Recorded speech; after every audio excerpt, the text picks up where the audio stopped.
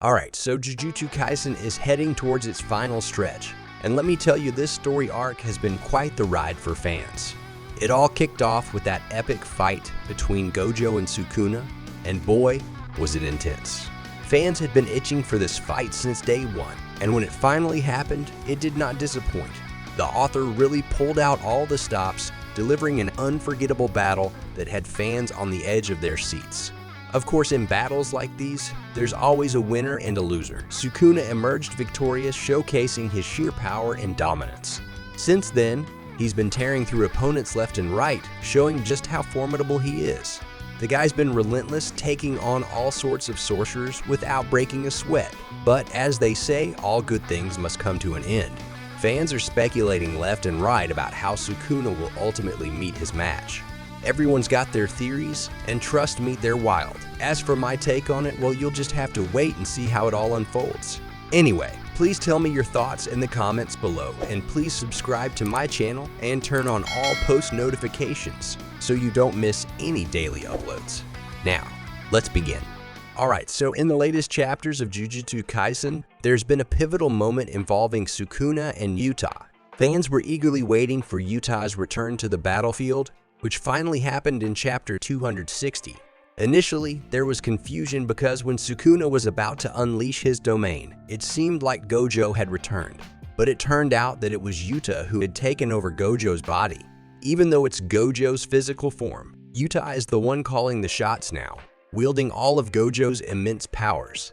His goal? To deal enough damage to Sukuna within 3 minutes so that Sukuna can't sustain his malevolent shrine. Now, Yuta's not on the same level as Gojo or Sukuna just yet, but facing a weakened Sukuna, he definitely has a chance to make a significant impact.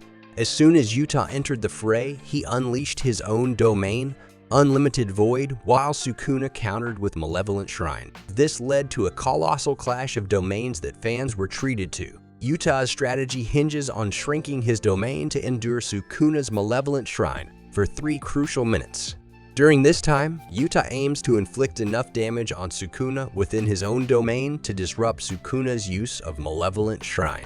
On the other hand, Sukuna's plan is to break through Unlimited Void's barrier and expand his domain even further to potentially wipe out everyone. The winner of this domain clash will gain a significant upper hand in the ongoing battle. Sukuna definitely has the advantage in terms of tools and abilities to handle Yuta. However, if Yuta can pull off a surprise move and inflict substantial damage with Unlimited Void, it could seriously weaken Sukuna. This would pave the way for Todo and Yuji to step in and finish the job, possibly putting an end to Sukuna once and for all. While Unlimited Void might land some serious blows on Sukuna, fans shouldn't expect it to be the end of the story. Yuji and Todo are on standby outside the domain, and they can't just sit back and watch. Especially Yuji. Being the series protagonist with a personal history with Sukuna, he won't stand aside and let someone else deliver the final blow. Once Unlimited Void has done its part, Yuji will undoubtedly step in to deliver more devastating attacks to further weaken the King of Curses. He might even use his new ability, Shrine, to deal a critical blow directly to Sukuna himself, aiming to diminish his strength even more. Alright, let's talk about how Todo might fit into this big battle. We know he's a powerhouse and tough to handle in any fight, especially with his revamped Boogie Woogie technique, which is nearly impossible to counter.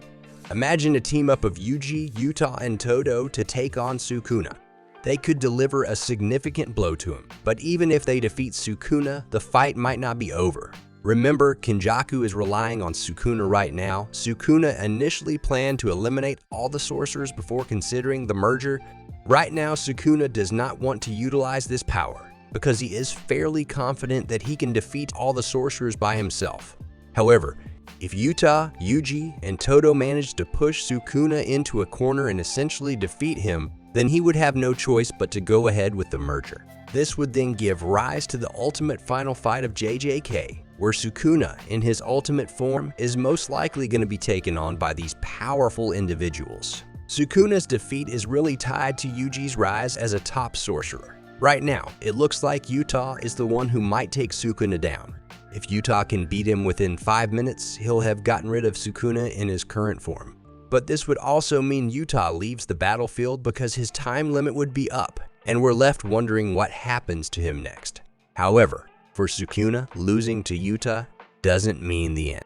He then can go ahead with the merger and essentially give himself another lifeline, turning into something entirely unpredictable. Then, that's where Yuji comes in. It will be up to Yuji to defeat this new form of Sukuna. In this battle, we'll likely see Yuji at his peak. He'll need to push his curse techniques, like Shrine and maybe even blood manipulation, to their limits. Fans might even see Yuji create his own version of Malevolent Shrine. Well, a domain expansion is highly unlikely. Alright, let's talk about Rika's potential fate. It looks like Rika's survival is closely tied to Yuta's situation. If Yuta dies, it's pretty likely Rika will too. The only way Rika might stay alive is if Yuta somehow returns to his own body. Right now, there's no clear way for that to happen, and fans are left in suspense about what will occur after Yuta's 5-minute time limit is up. If Yuta manages to get back to his own body, fully healed and ready to fight again, then there's hope for a happy ending for Rika. The fact that Yuta is a key character and part of the next generation of fighters gives some hope. The creator might not want to kill off Yuta, especially after Gojo's death, but things look pretty grim for Rika. The odds of a happy ending for her and Yuta are slim. For Rika to continue her bond with Yuta, he needs to be back in his own body, as confirmed in the latest chapters. It seems unlikely that Yuta can use Rika's powers effectively while in Gojo's body. Sure, there are always workarounds, like how Kenjaku used his old techniques in Suguru's body, but Yuta doesn't have much time. If Yuta dies after his 5-minute window, his connection with Rika would probably be permanently broken. This could mean Rika might either vanish with him or perhaps rage and take on Sukuna herself, likely sacrificing herself in the process. This would be a tragic event, and fans might see her meet her end here. Another possibility is that Rika stays as an independently manifested curse or simply dies after Yuta's time limit is up. Either way, the situation is dire for Rika, and the chances of her having a good ending with Yuta seem very slim at this point. So we're looking at two main scenarios. In one, Yuta finds a way back to his body and possibly saves Rika. In the other, Yuta's time runs out, leading to Rika's likely demise, either alongside him or in a final stand against Sukuna. The situation with Yuta and Rika is pretty complicated, and fans don't really know how Kenny's technique works. After Yuta's 5-minute time limit is up, anything could happen. There are three main possibilities right now. First, Yuta could die immediately after the 5 minutes are up, which would also put Rika in a tough spot.